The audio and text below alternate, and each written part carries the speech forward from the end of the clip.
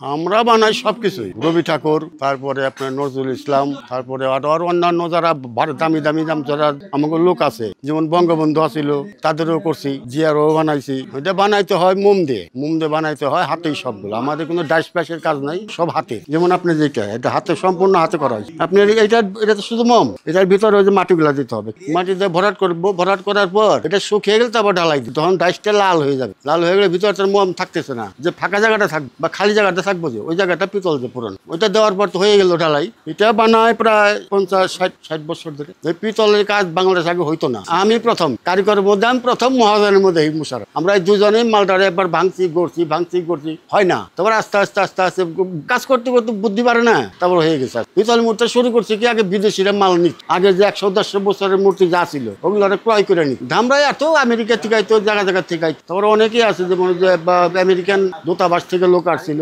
এটা চিন্তাটা হলো ওই যে বিদেশির কাছে দেখছি যে অনেক দামে বিক্রি করে। এই একটা মাথায় আসলো 100 টাকা পিতল 2000 টাকা বিক্রি করে, অনেক দাম। ওই থেকে ধারণা আর যে এত দাম, এগুলা কি আগের মাসে তৈরি করতে পারে না, এখনকার মাসে তৈরি করতে পারবো না, কয় না এগুলা বাংলাদেশে হয়। এই আমাদের হইলো জিদ, আগের লোকেরা পারছে, আমরা পারবো না কেন? তারাও তো মানুষ, আমরা পারবো না কেন? কষ্ট তো হয়েছে, অনেক লস। সমস্যা যেমন ঢালাই দিলাম, হইলো না, 5000 টাকা খরচ গেল, মাল তো হইলো না। আবার ডিজাইন ফিজাইন আবার করতে হইব, আবার নতুন করে হইলো না, কোন জায়গায় ত্রুটি আছে আবার দেখতাম। এরকম করতে করতে আস্তে আস্তে হয়ে গেল। জীবনে আমি অনেক লস খাইছি।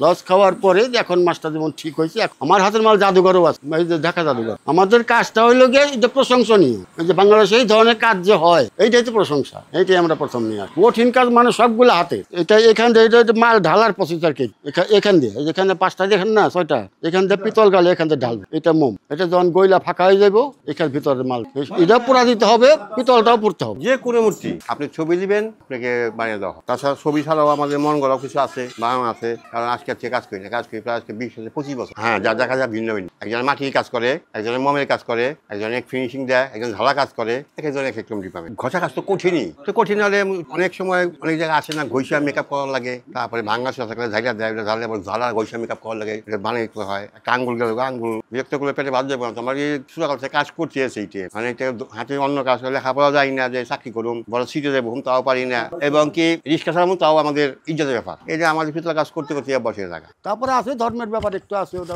যখন আমরা আগুন টাগুন জ্বালাই, কাজ যখন শুরু করি, তখন তো উপরওয়ালার নাম স্মরণ করতেই হবে। যেমন মুসলমানের মধ্যে বিসমিল্লাহকে শুরু করে, আমাদের মধ্যে মন্ত্র আছে, মন্ত্র তো বলা যাবে, এটা মনে আমাদের তো পাক পবিত্র জায়গায় কাজ করতে হয়। যখন কিনা কোনো মন্দিরের কোনো স্থাপিত কাজ করি, আমরা বড় বড় মন্দির, তখন পাক করা যাবে না। মানে যেগুলো আমরা গোপনীয় কিছু কাজ আছে, আমাদের ধর্মে কিছু গোপনীয় কাজ আছে, ওটা বলা কারো যাবে না। আর যখন আমরা কোনো ভালো মন্দিরে যাব, তখন সকালবেলা গোসল টোসল করে যদি একবার বাইরে গেলেন বা বাথরুমটা করলে, তারা আর ঢোকা যায়, ওই মন্দিরে আর ঢোকা যাবে না। ওই 1 ঘন্টা 2 ঘন্টা 3 ঘন্টা 4 ঘন্টা যা থাক পারে, একবার বাইরে হয়ে গেলে বাথরুম করে বের হইলে আর ঢোকা যাবে, আবার পবিত্র হয়ে ঢুকতে হবে। খালি শুধু পবিত্র না খেয়ে ঢুকতে হবে, তাও ঢোকা যায়। কিন্তু আমি যখন কাজ করবো তখন আমার না খেয়ে তো করতেই না। আমাদের এই শিল্প কাজে উস্তাদ হইল গিয়া বিশ্বকর্মা।